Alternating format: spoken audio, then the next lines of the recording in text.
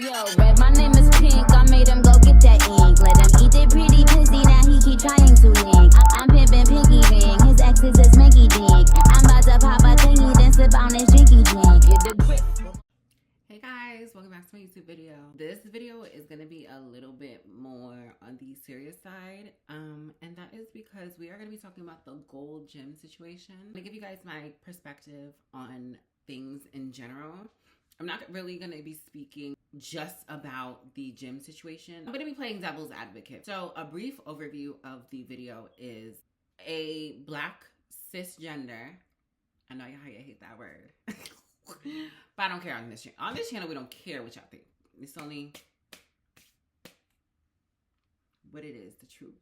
And y'all can't whoop me. Cisgender woman had walked into the gym, and I guess she was changing, and you know, she has seen that there was a person in there who is not biologically female and presented as, was trying to present on the feminine side, right? Now, okay, let's really talk. Girl, like let's talk. Let's have an open and honest conversation, right? I feel like when we were having conversations about these kinds of topics, we have to understand that people have different experiences when it comes to certain things. Now, we're not just going to be talking about girls. We're going to be talking about, and yeah, a lot of the dolls, a lot of the black girls have a different perception of what femininity is versus what white girls or other girls have, right? I feel like a lot of times, a lot of the Hispanic, black and brown girls, you know, we tend to lean more on the same side when it comes to things, right? When it comes to femininity, when it comes to more of the, you know, and this is not to say like there's not any outliers when it comes to the white girls. I'm not talking about everybody. I'm just making a general statement, even though it may not apply to everybody. It's not supposed to, because, you know, this is just my opinion, right? You know,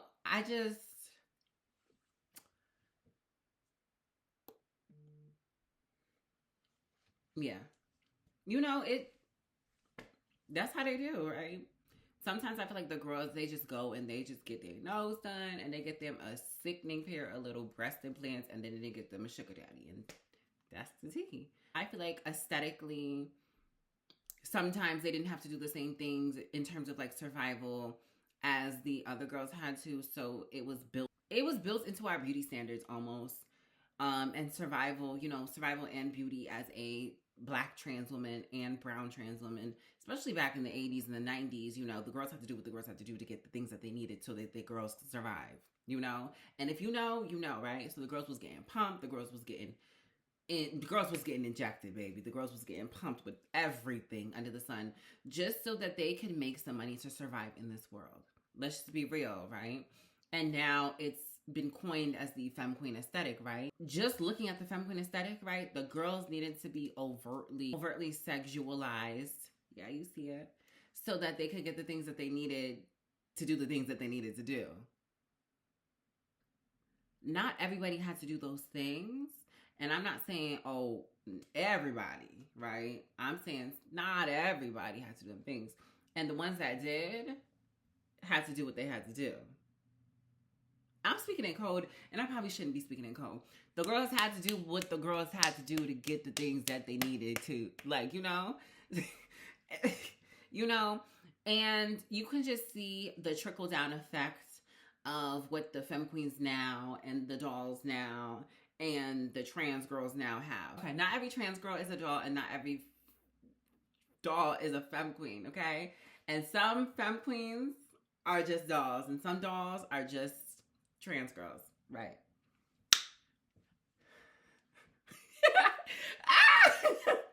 That's so shady. I'm so sorry. I'm so sorry, guys. I'm so sorry. And I'm not even saying I'm with all these things, girl. I'm just chilling with a little bit of leave at and a little weave. Society has taught us what certain people need to look like to be accepted into certain spaces. You can see the girls that are obviously trying to fit the mold of what it is so that they can pass in these spaces because of what was done in the past for survival. The girls were heavily moaning. The girls were heavily getting body work. The girls were getting their FFSs. The girls were doing the things just so that they could lead normal lives and be accepted in cis spaces and female spaces and women's spaces. Mind you, this is not to encroach and take over a space. This is just to, skate by. This is just to comfortably go to the bathroom in public. Like, can we talk about how absolutely insane that is? These bathroom bills. Most of the time, these bathrooms are single people bathrooms. These are stalls that people are running in and running out. People don't even talk in the bathrooms unless you're at the club. Let's be real, okay? So for people to just be so up in arms about a bathroom situation when it comes to trans people in general, not just this situation, I feel like it is incredibly almost tone deaf because trans people need a safe space to use the bathroom as well. Mind you, obviously people have trans bathrooms, but realistically, not everyone's gonna have a gender neutral bathroom. Okay, that's just unrealistic to expect people to use a gender neutral bathroom everywhere they go. Why would you think it is unsafe for women to be in the same bathroom as a biological male, but it is not unsafe for the trans woman to be in the bathroom with men? Like, that's the other thing I'm not understanding. Then that kind of opens up another conversation because we know men are attracted to women, right? Whether or not they are female or not, men are attracted to women and trans women. Let's not be crazy, okay? Let's use our thinking caps, okay? Let's all turn them on because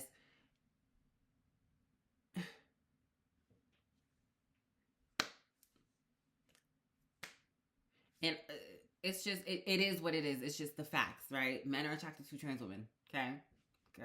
Even if you think they're not, they are. And there has been proof. Every girl has proof that a man is attracted to them, okay? And it might even be yours. But we're not gonna, we're not gonna harp on that, okay? We can almost, let's forget I even said that, okay? Let's forget, let's giggle and move on, okay? Okay. Opens up another conversation of safety for the trans woman. Ignoring the conversations about attraction, we all know that when it comes to SA, it is not about being attracted or it is not about sex. It is more about power and control. What about the safety of trans women as well? Can we be realistic? Can we be real? Like, it's not safe there also. Like, can we just lay out the obvious facts? Or no? We only like people's feelings when it comes to these things? Okay. But anyways, now let's kind of really talk about the two participants in this video. You have a masculine presenting lesbian woman who is a part of the LGBT community politicizing this kind of conversation and making it more than what it is, because the same can be said about her. This is not to say she doesn't deserve protection, she doesn't deserve this, she doesn't deserve that, right? But can we focus on the fact that she has changed her story multiple times? Not to victim blame, but she has changed her story multiple times. So when we get the clear truth about what really happened, I think then we can really speak about that, because from looking at it, it is really an interesting conversation because we can go many routes, because the same can be said about her. She needs to be protected as well, but also what really happened. They were saying that the trans woman was showing her parts. And if that was true, that's obviously wrong. But it's also like, hey guys, why are we getting naked in public? Why are we being naked around people who didn't consent to being naked, or having people be naked around them, okay? But also at the same time, in general, The same could be said about biological females getting naked and feeling uncomfortable around other people. Other biological females in the bathroom. They can be just as uncomfortable. And that spans across all sexualities. That spans across all gender identities and expressions, because it's a body, right? Can we just be clear and fair across the board?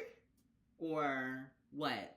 Like, what are we actually doing here? There's so many things to think about when it comes to this conversation, so I kind of wanted to put everything out there in the air. We also talk about the fact that this woman is making it more than what it is because she understands the political climate of this world currently, and she is trying to talk to somebody who is actively taking away trans people's rights, and you're making it a bigger thing. Because I feel like we're losing the plot a little bit, because yes, there are things and accommodations and da-da-da-da, but what are the gym's policies? Are trans people allowed in those bathrooms? Like, you know, so we have to kind of gauge where everyone's comfortability is. What did Gold's Gym say about the bathroom policy? Were trans people allowed in the bathroom? Like, what's the Z? Like, are you just, like, what? Like, are you just shocked that a trans person was in there? What is the real story? Like, did you just not expect to see that girl who is appearing to be earlier in her journey and not really, you know, quote unquote female presenting yet? Because what if her geesh was in her locker? I feel like another conversation could be had, because I feel like there's a little bit of a sense of, because I hate to have this conversation, but you have to have and play devil's advocate for all of these things to have a fair conversation. Because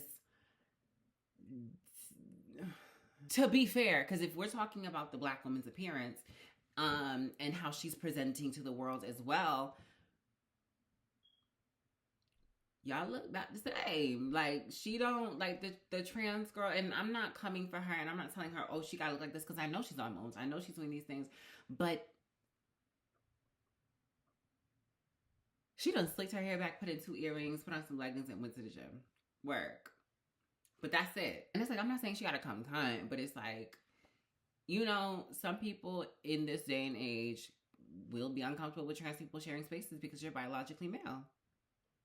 It is, and especially for the girls who don't present as female, or who are not assumed female, when people are, I don't even know what to say. When you're interacting with people and they're not assuming that you're female, a lot happens. You know, there's just so many things that can be said, and because these are things, and this is a reality. This is a thing. But I feel like this is being publicized and it's being blown out of proportion. But then also I can see both sides, and then so many questions and things can be said. So what? You know what I mean? Like, where do you guys stand? Like, what do you guys think about the situation? I feel like TMZ also picking it up is making it more than what it is, because everybody dies, but not everybody lives. What do y'all think? You know, obviously we're trans friendly, but we also love Black women. We love women over here. Ain't never no hate around here. Just facts, just the truth, okay? Okay. Love y'all.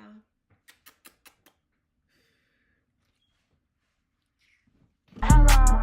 Girl, guess who babies and he popping they pussy in my motherfucking DM? Anyway,